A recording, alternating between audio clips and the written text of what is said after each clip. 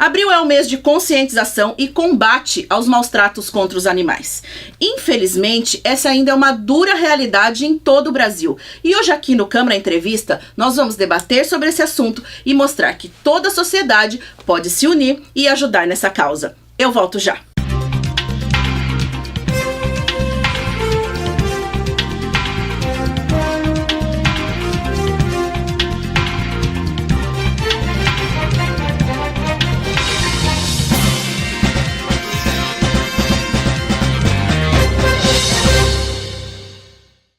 A entrevista recebe hoje o médico veterinário Dr. Renato Saliba. Muito obrigada, Dr. Renato, pela presença. Eu que agradeço a oportunidade. Obrigado à TV Câmara por mais essa entrevista. Dr. Renato, abril foi considerado mundialmente como um mês de combate aos maus-tratos contra os animais. Poderia comentar pra gente o que caracteriza esses maus-tratos? Bom, os maus-tratos eles estão caracterizados em lei federal, um decreto de Getúlio Vargas, se não me engano, de 1934. E ele discorre sobre a lei ambiental, de crimes ambientais, onde qualquer forma de violação, privação, crueldade caracteriza maus tratos. Então hoje em dia isso está muito, entre aspas, vamos colocar assim, na moda, né? Porque os animais hoje são muito bem tratados. Hoje existe uma corrente de humanização desses animais, onde os proprietários tratam os animais praticamente como os seus filhos, né? Então, qualquer tipo de privação, seja tratamento clínico, seja não abrigar o animal num local adequado, qualquer tipo de mutilação, você prender animais em corrente, uso excessivo de força, nos casos dos animais de tração, onde o peso que o animal carrega ele é desproporcional ao que ele pode carregar, né, caracteriza maus tratos, né, previsto em lei federal, nos crimes ambientais, como eu já falei, sob pena inclusive de reclusão. E doutor, existem muitos casos aqui em Ourinhos, em região, o senhor, como atua aqui bastante, tem um hospital veterinário, o senhor vê esses casos acontecendo? Sim, inúmeros casos, muitos casos, todos os dias é corriqueiro. Esses casos, né, onde os animais são privados, animais abandonados, onde os proprietários infelizmente são inconsequentes ao terem esses animais. A gente tem que pensar que um animal é praticamente uma criança hoje em dia, né? Ele agrega custos desde produtos de limpeza para a limpeza do seu quintal até o tratamento veterinário, que hoje em dia está num valor que assim, poucas pessoas podem pagar. Então, antes de adotar o animal, a gente tem que ter essa conscientização.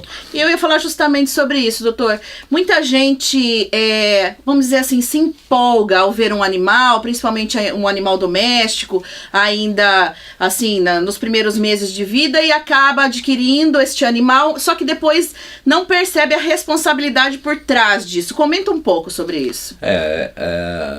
A gente costuma dizer que se você, antes de adotar um animal, você tem que consultar a sua família, você tem que consultar o seu marido, os seus filhos, se eles estão aptos a ter a responsabilidade de ter um animal. Muitas vezes uma criança de 2 anos não tem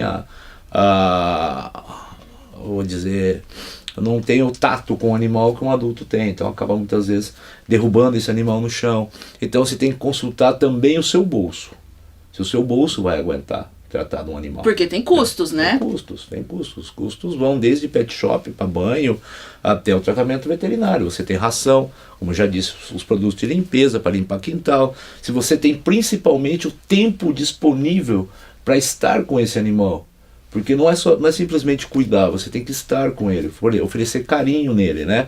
Oferecer passeios diários com ele. Então eu costumo orientar dessa forma, antes de você se empolgar em ter um animal ou até adotar um animal, ver se você está apto para tê-lo.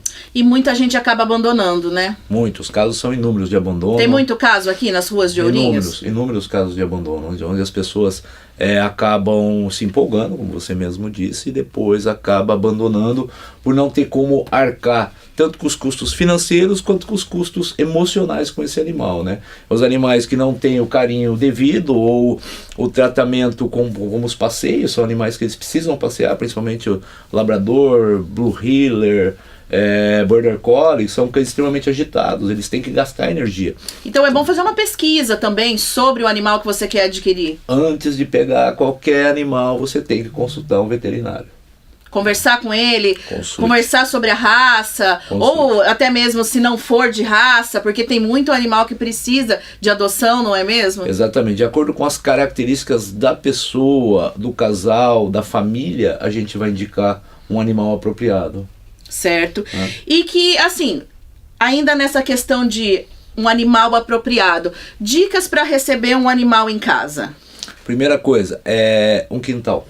Se for um animal grande, ou se for apartamento, um apartamento adequado para esse animal, né? Aí um animal pequeno. Outra coisa é se preparar para os primeiros custos, que são as rações, as vacinas, né? A consulta rotineira ao veterinário, a castração, né? Se preparar nesse aspecto. O ambiente ele tem que estar preparado também para receber esse animal, porque esse animal é uma criança, principalmente se for um filhote. Ele vai fazer xixi, ele vai fazer cocô em locais inadequados. Se você deixa uma criança de 1, 2 anos sem fralda, ela vai fazer cocô onde ela quiser, não é verdade? Então os donos precisam se dedicar a esse animal, né? Animal. Ele vai precisar de toda a atenção possível, né? Certo.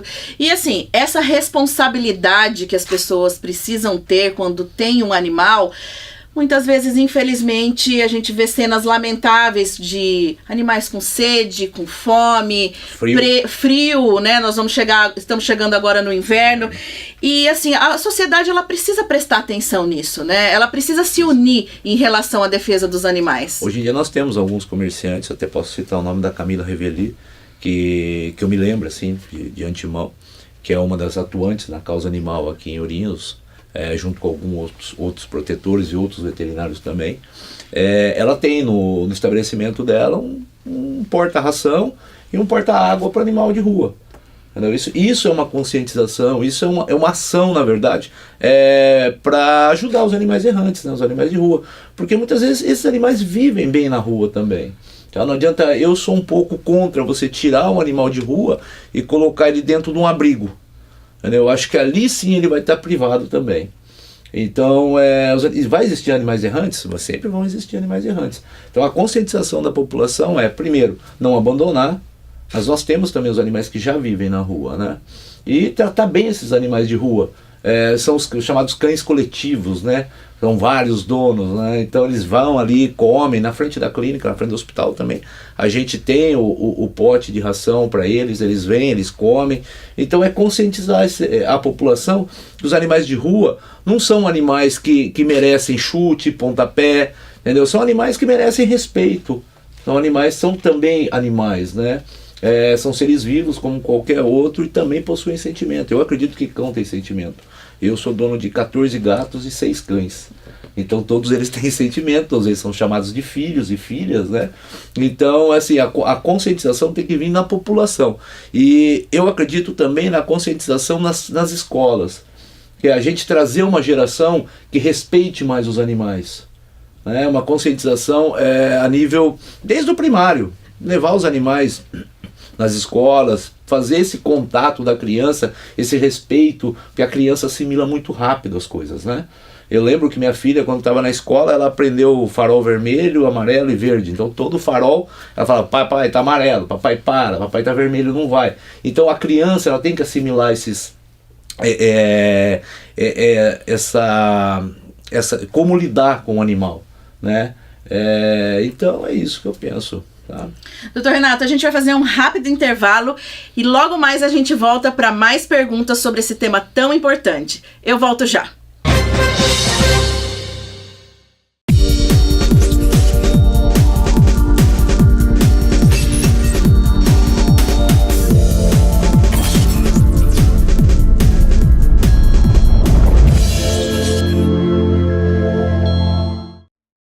Sessão ordinária ao vivo. Toda segunda, a partir das 19 horas, aqui na TV Câmara. Voltamos com Câmara Entrevista. Hoje estamos recebendo o médico veterinário Dr. Renato Saliba. Dr. Renato, para a gente continuar conversando a respeito dessa importante causa que é o combate aos maus tratos contra os animais, a gente estava falando a respeito dessa conscientização, principalmente das crianças. A gente vê também que as crianças, na verdade, na maioria dos casos, elas pedem os animais, né? E os pais acabam cedendo, mas depois o que acontece? É um novo ser dentro de casa, né? É um novo ente na família e todo mundo precisa se adaptar, né? É o que eu digo, né? A pessoa tem que primeiro ver se ela tem condições de ter esse animal, né? E depois não abandonar, né? Ou, assim, o que a gente vê mais é as pessoas abandonando mesmo realmente os animais em rua. Um caso bem característico é na Páscoa, onde as pessoas vendem coelho e daqui a pouco esses animais estão todos soltos na rua, né? E por não saber como manejar um coelho, né? Então um animal não é um animal de pelúcia. Entendeu? A gente tem que ter. A gente brinca com os veterinários, né? Fala, se você não tem condição, compra o bicho de pelúcia. E, entendeu? Na verdade, até foi muito bom ter citado essa questão dos coelhos, porque os maus tratos vão além dos animais domésticos. Qualquer animal. Silvestre é pior ainda. Fala um pouco pra gente sobre isso. Os animais silvestres, eles são tutelas do Estado. Os crimes ambientais, apesar das leis serem muito brandas, atualmente, mas isso está mudando. Existem alguns projetos de lei do deputado Ricardo Tripoli no Congresso Federal, já mudando a pena dos crimes ambientais, principalmente com o que diz respeito aos animais silvestres, né? Então, outro aspecto de maus tratos aos animais que a gente abrange também são os animais silvestres, sim. É proibido você ter uma tartaruga, é proibido você ter um papagaio dentro de casa. Mas eu tenho esse papagaio há 30 anos, mas esteja consciente que se ele não for legalizado pelo IBAMA, você está cometendo um crime ambiental, tendo esse animal dentro da sua casa.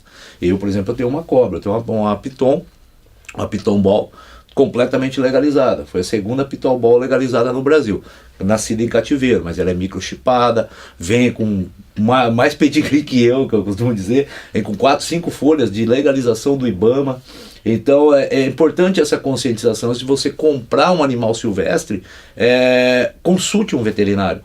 Se um animal silvestre desse entrar no meu hospital, eu sou obrigado a ligar para a polícia, porque eu estarei sendo conivente com um crime.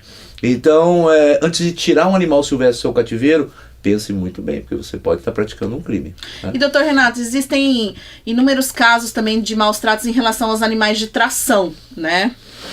Hoje em dia a gente tem também essa corrente, né, que eu acho maravilhosa, a substituição dos cavalos de tração pelos chamados cavalos de lata.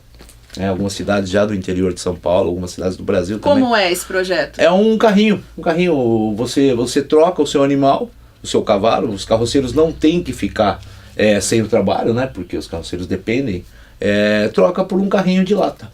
Então é bem interessante o projeto, e hoje em dia a gente tentou implantar, na época eu trabalhava na Faculdade de Marília, um trabalho com os animais de tração, né, os animais de carroceiro, mas são pessoas muito difíceis de lidar, até você conscientizar. Aquilo que eu falo é conscientização. É cultural, né? É um processo a longo prazo. É cultural, um processo bem a longo prazo, né? A gente não pode tirar a renda deles também, mas tem que ensinar a eles que existe uma proporção entre o animal e o peso que ele pode carregar. Eu sou contra o uso de chicote nesses animais, né?